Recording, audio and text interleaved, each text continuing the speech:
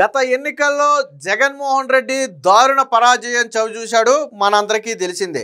అయితే జగన్మోహన్ రెడ్డికి అతిపెద్ద దెబ్బ కడపలో తగిలింది. అంటే తన కంచుకోటగా రాజశేఖర రెడ్డి హయాం నుంచి తిరుగులేని కంచుకోటగా చెప్పుకునే కడపలో గత 30 ఏళ్లలో ఎప్పుడూ లేని విధంగా అతిపెద్ద దెబ్బ తగిలింది.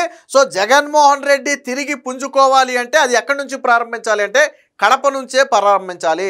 అంటే ముందు నీళ్లు సకదిద్దుకున్న తర్వాత బయట ఏదో చేయాలన్నట్టుగా ముందు జగన్మోహన్ రెడ్డి కడపలో పట్టు పెంచుకుని అప్పుడు రాష్ట్రం మొత్తం కూడా తను పట్టు పెంచుకునే ప్రయత్నం చేయాలి.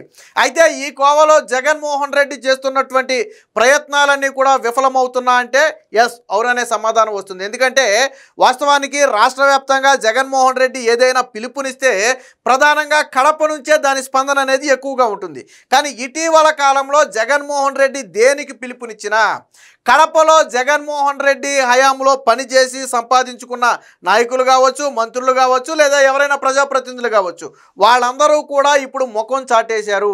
ఎందుకు చాటేశారు అనేది ఒక క్వశ్చన్ మార్కు. అంటే జగన్మోహన్ రెడ్డి మీద కోపంతోనో లేదా అభద్రతా భావంతోనో దూరంగా ఉన్నారా, లేదా ఇప్పుడు జగన్మోహన్ రెడ్డి చెప్పిన ప్రతి పని చేస్తే కూటమి ప్రభుత్వంతో ఇబ్బంది పడతామనే భయంతో ఉన్నారా, లేదా ప్రజలు ఇప్పుడు బయటికి వెళ్తే ప్రజలు ఏదన్నా మళ్ళీ చిత్కరిస్తారనే భయంతో దూరంగా ఉన్నారనేది ఒక క్వశ్చన్ మార్కు. బట్ ఏదేమైనా జగన్మోహన్ రెడ్డి ఇచ్చిన పిలుపుకి కడపలోనే స్పందన లేదు. వాస్తవానికి పంచాయతీ ఎన్నికలు రాబోతున్నాయి. సో పంచాయతీ ఎన్నికల్లో వైసీపీ బలం నిరూపించుకోవాలి, తన పట్టు కోల్పోలేదని నిరూపించుకోవాలి అంటే ప్రధానంగా రాష్ట్ర వ్యాప్తంగా మెజారిటీ పంచాయతీలను గెలుచుకోవాలి. అదే టైంలో కడపలో కూడా తన పట్టు నిలుపుకోవాలి. వాస్తవానికి జగన్మోహన్ రెడ్డికి ఒక మంచి అవకాశం, పంచాయతీలు అనేది ఒక మంచి అవకాశం. ఎస్ ప్రజల్లో మా మీద విశ్వాసం అయితే పోలేదు, కూటమి ప్రభుత్వం మీద వ్యతిరేకత ఉంది అని చెప్పాలి అనుకుంటే ఖచ్చితంగా పంచాయతీలు గెలవాలి. కానీ కడపలోన పంచాయతీలు కాదు కదా, జగన్మోహన్ రెడ్డి ఏదైనా ఒక చిన్న పిలుపునిస్తే ఎవరు బయటికి రావట్లా. కేవలం ద్వితీయ శ్రేణి నేతలు మాత్రమే వస్తున్నారు తప్ప మాజీ ఎమ్మెల్యేలు కావచ్చు, ఎంపీలు కావచ్చు, మినిస్టర్లు కావచ్చు, వీరెవరు కూడా బయటికి రావటం లేదు. ఎందుకు అంటే నేను ఇందాకే చెప్పినట్టుగా అది ఒక క్వశ్చన్ మార్క్.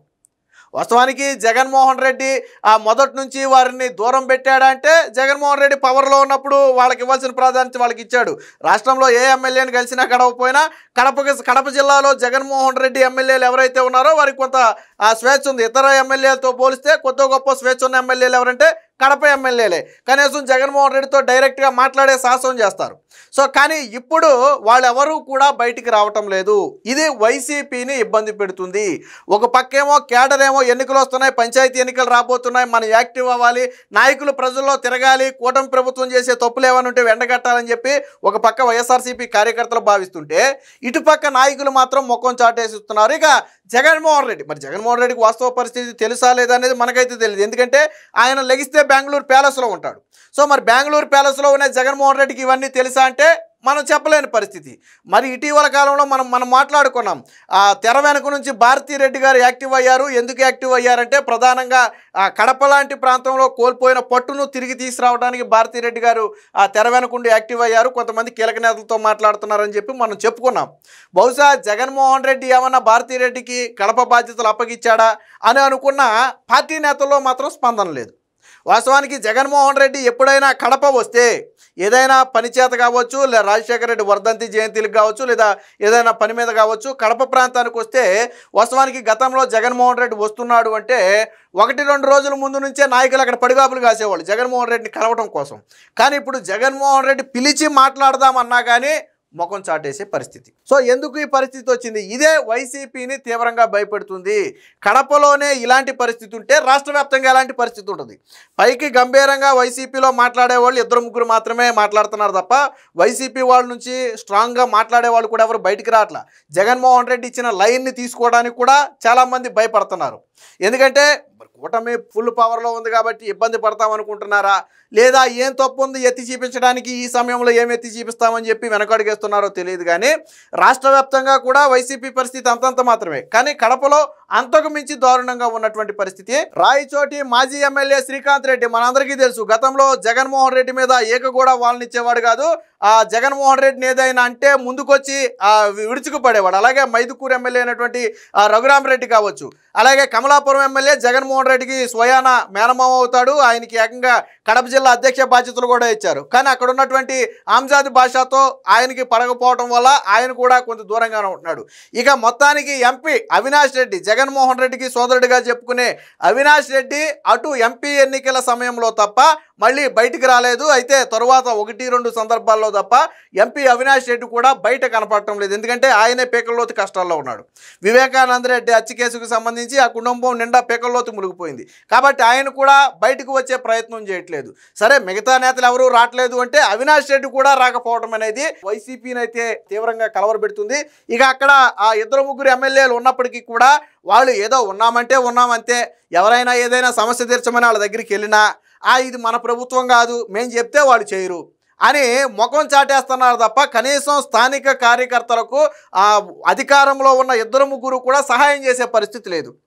సో ఇవన్నీ కూడా వైసీపీని తీవ్ర స్థాయిలో కలవరపెడుతున్నాయి. రాబోయే ఎన్నికలకు చాలా బలంగా పుంజుకుంటాము, గట్టిగా దెబ్బ కొడతామని జగన్మోహన్ రెడ్డి చెబుతున్నప్పటికీ బలంగా రాష్ట్రం మొత్తం సంగతి దేవుడెరుగు, కానీ కడప జిల్లాలోనే జగన్మోహన్ రెడ్డి కోలుకోలేని పరిస్థితి.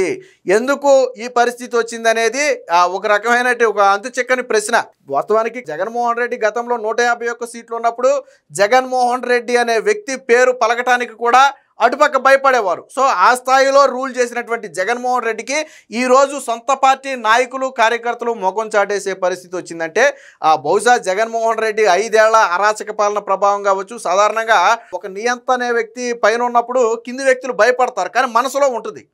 సో కానీ నియంత ఒక్కసారిగా కోల్పోయినప్పుడు ఏమవుతారు, కింది వ్యక్తులకి ఆ బలం వస్తుంది అనమాట. అలాగే ఇక్కడ జగన్మోహన్ రెడ్డి పూర్తిగా పతనం అయిపోయిన తర్వాత వాళ్ళకి అనిపించింది, ఆ రోజే చెప్పాము నువ్వు విన్నావా మాట, ఆ రోజు మమ్మల్ని పట్టించుకుని ఉంటే లేదా కార్యకర్తలని ప్రజల్ని పట్టించుకుని ఉంటే ఈరోజు మనకి గతి వచ్చేది కాదు కదా. ఫర్ ఎగ్జాంపుల్ సజ్జల రామకృష్ణారెడ్డి పేరు పలకాలంటే కూడా భయపడే పరిస్థితి. అలాంటిది ఇదే సజ్జల రామకృష్ణారెడ్డి మీద ఈరోజు 100 మంది ఫిర్యాదు చేస్తున్నారు జగన్మోహన్ రెడ్డికి. సజ్జల రామకృష్ణారెడ్డిని పార్టీకి దూరంగా పెట్టండి, ఆయన వల్లే పార్టీ నిండా మునిగిపోయింది. స్వయంగా జగన్మోహన్ రెడ్డికి ఫిర్యాదు చేశారు కదా. అంతెందుకు, నిన్నగాక మొన్న అమరావతి విషయంలో అమరావతి రాజధానిగా ఉంటుంది, జగన్మోహన్ రెడ్డి ఇక్కడే ఉంటాడని చెప్పి ఒక సమావేశంలో మాట్లాడినందుకు జగన్మోహన్ రెడ్డి సజ్జల మీద తీవ్ర స్థాయిలో ఫైర్ అయినట్టుగా వాళ్ళ మీడియానే రాసుకొచ్చింది. గ్రేట్ ఆంధ్ర అనేది వాళ్ళ మీడియానే. సో అందులోనే రాసుకొచ్చారు. కొట్టినంత పనిచేశాడు జగన్మోహన్ రెడ్డి సజ్జల రామకృష్ణారెడ్డిని. నీకేం పని అని చెప్పి గట్టిగా ప్రశ్నించాడు. అమరావతి వంటి విషయం మీద నేను మాట్లాడతాను కదా, నువ్వు ఎంతలో ఉండాలో అంతలో ఉండని చెప్పి జగన్మోహన్ రెడ్డి గట్టిగా వార్నింగ్ ఇచ్చినట్టుగా వాళ్ళ మీడియాలోనే వాళ్ళ కథనాలే రాసుకుని వచ్చారు. అంటే ఒకప్పుడు సజ్జల రామకృష్ణారెడ్డిని కలవాలంటే సాధ్యపడదు, ఆయనతో మాట్లాడాలంటే సాధ్యపడదు. సో అలాంటి వ్యక్తి మీద ఈరోజు ఫిర్యాదులు చేసే పరిస్థితి. అంటే వైసీపీలో ఒక నియంతృత్వ ధోరణి అనేది చాలా బలంగా కనపడుతుంది.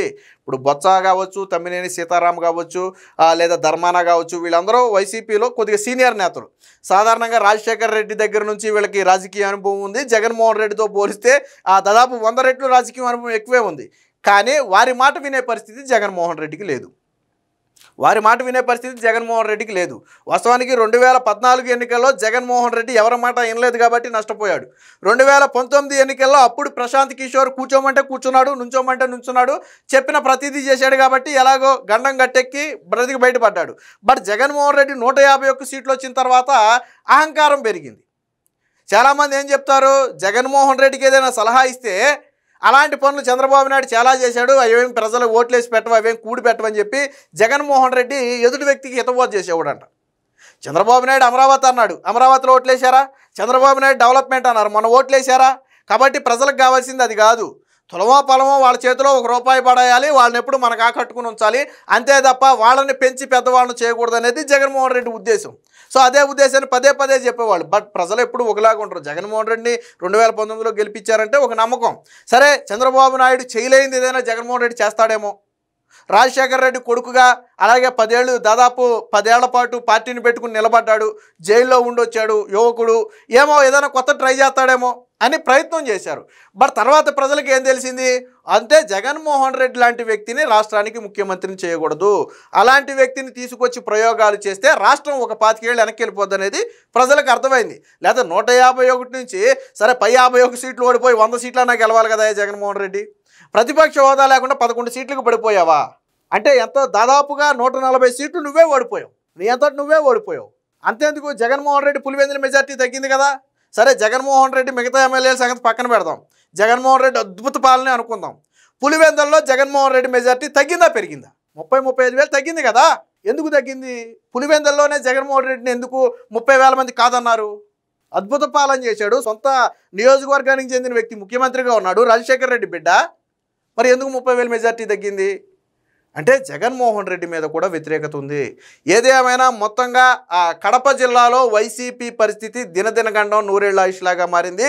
కడప జిల్లాలో ఎవరూ కూడా జగన్మోహన్ రెడ్డి పిలుపునందుకుని బయటకు వచ్చే ప్రయత్నం చేయటం లేదు. ముఖ్యంగా ప్రథమ శ్రేణి నేతలు ఎవరు కూడా బయటికి రావటం లేదు. రెండోది ఏంటంటే ఇప్పుడు పంచాయతీ ఎన్నికలు ఖర్చు పెట్టాలి అంటే ముందు వెనక ఆలోచిస్తున్నారు. సాధారణంగా ఏ ఎన్నికలైనా కానీ ఖర్చే. ఇప్పుడు పంచాయతీ ఎన్నికల్లో గెలవాలి అంటే ఖచ్చితంగా ఖర్చు పెట్టాలి. ఎప్పటి నుంచి ప్రజల్లో తిరగాలి. కానీ ఎవరు కూడా ఖర్చు పెట్టే సాహసం చేయట్లా. ఎందుకంటే ఖర్చు పెట్టినా గెలవమేమో. మొన్న సాధారణ ఎన్నికల్లోనూ ఈడ్చిచ్చి కొట్టారు. ఇప్పుడు పంచాయతీ ఎన్నికల్లో మాత్రం ఎలా గెలుస్తాం? ఇలాంటి సమయంలో ఖర్చు పెట్టి మనకి నష్టం చేసుకోవటం ఎందుకు? రాబోయే రోజుల్లో ఏమవుద్దో, పార్టీ ఎలా ఉంటుందో, జగన్మోహన్ రెడ్డి అసలు ఉంటాడో జైలుకి వెళ్తాడో చెప్పలేం పరిస్థితి. జగన్మోహన్ రెడ్డికే ఇక్కడ ఇది లేదు. ఇప్పుడు మిగతా పార్టీలు ఉన్నారు, ఎస్ వాళ్ళ అధ్యక్షులు ఖచ్చితంగా ఉంటారు, చెప్పగలరు. కానీ జగన్మోహన్ రెడ్డి ఉంటాడా అంటే ఏమో, ఈ రోజు ఉంటాడు, రేపు జైలుకి వెళ్ళొచ్చు. కాబట్టి సొంత పార్టీ నేతల్లోనే జగన్మోహన్ రెడ్డి మీద నమ్మకం సన్నగిల్లింది. అన్నిటికీ మించి జగన్మోహన్ రెడ్డి అందుబాటులో లేకపోవడం, దాదాపు 15 నెలలుగా బయట బెంగళూరు ప్యాలెస్లోనే తలదాచుకుండటంతో వీళ్ళు కూడా ఏంటంటే జగన్మోహన్ రెడ్డి దూరంగా ఉండేటప్పుడు మనం ఎందుకు తలకు రాసుకోవాలా, మనం ఎందుకు ఇవన్నీ బాధలన్నీ మనం పడాలా, మనం కూడా కూటమి ప్రభుత్వం ఉన్నంతకాలం గప్చిప్గా ఏమీ తెలియనట్టుండి చివరి సాధారణ ఎన్నికలు వచ్చే టయానికి ఏదో చేద్దాం అనే ఒక ధోరణిలోకి వైసీపీ నేతలు అయితే వచ్చేశారు. దీంతో వైసీపీ కింది స్థాయి కేడర్ మొత్తం కూడా చెల్లాచెదురైపోయే పరిస్థితి. ఇక ఇలా అయితే వైసీపీ పార్టీ రాజకీయంగా బ్రతికి బట్టగట్టదు అని చెప్పి సొంత నియోజకవర్గం సొంత జిల్లాలోనే మాట్లాడుతున్నారంటే వైసీపీ పరిస్థితి ఎంత దారుణంగా ఉందో అర్థం చేసుకోవచ్చు. ఏది ఏమైనా మొత్తంగా పులివెందుల్లో బలంగా